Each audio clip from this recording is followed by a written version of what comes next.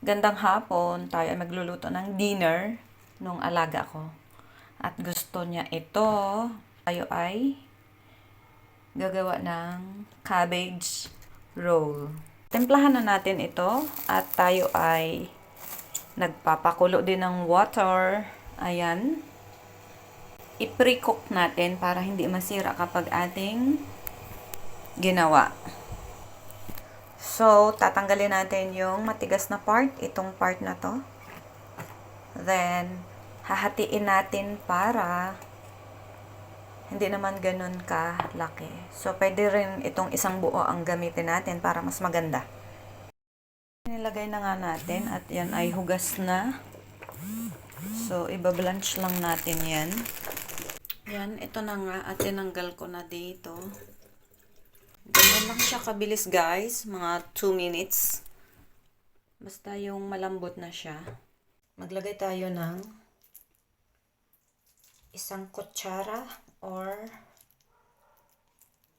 higit pa. Depende po sa inyo, kung gaano karami. Kung kaya nung inyong cabbage, yung ilalagay nyong karne, ay okay lang naman.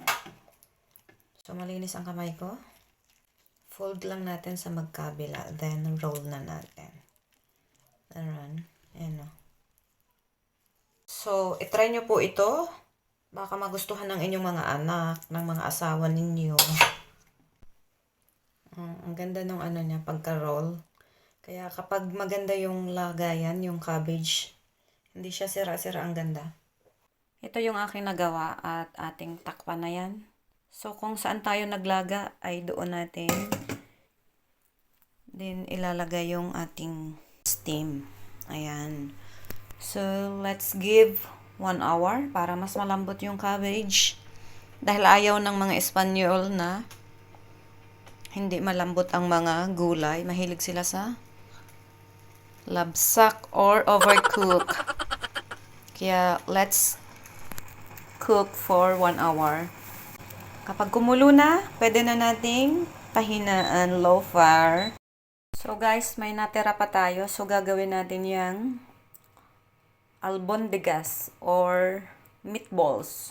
Habang gagawa tayo, para multitasking tayo at save time, magpainit tayo ng ating kawali at habang tayo ay gumagawa. So, isushoot na natin dito yung ating meatballs kapag ready na. So, naglagay tayo ng oil para hindi kumapit yung karne. So, kuha lang tayo ng giniling, then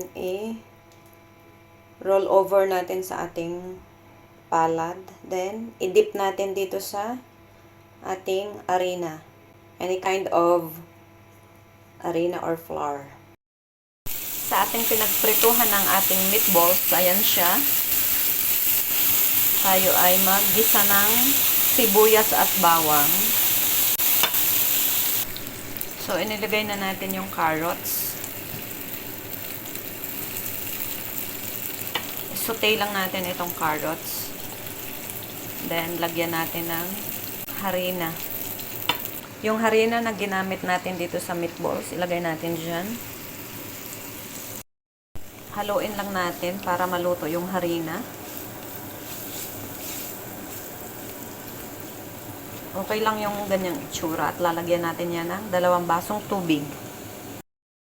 So, lagyan natin siya ng water. Kapag kumulo na, pwede na natin itong ilipat sa ibang pot. So, gagawa tayo ng ating sauce sa ating cabbage roll. Mustard, honey, soy sauce.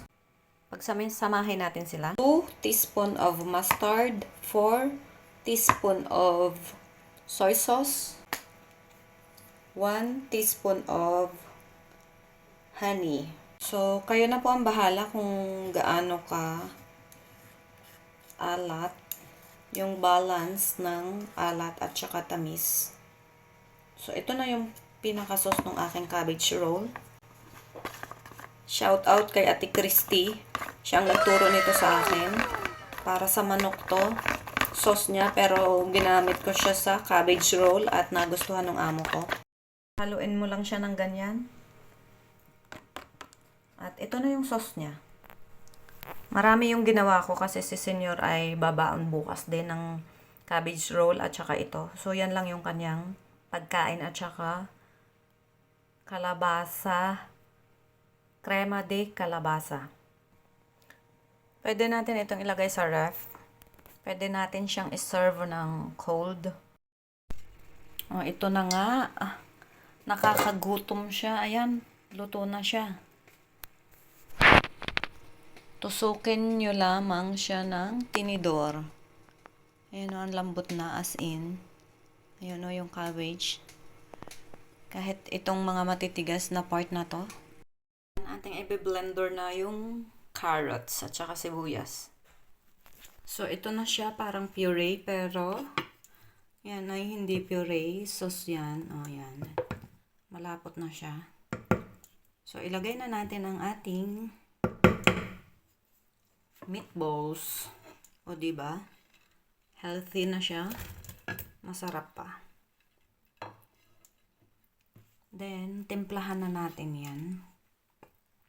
Wala pa yung timpla. Lagyan natin ng oyster sauce, soy sauce, then ang ating kurkuma or turmeric,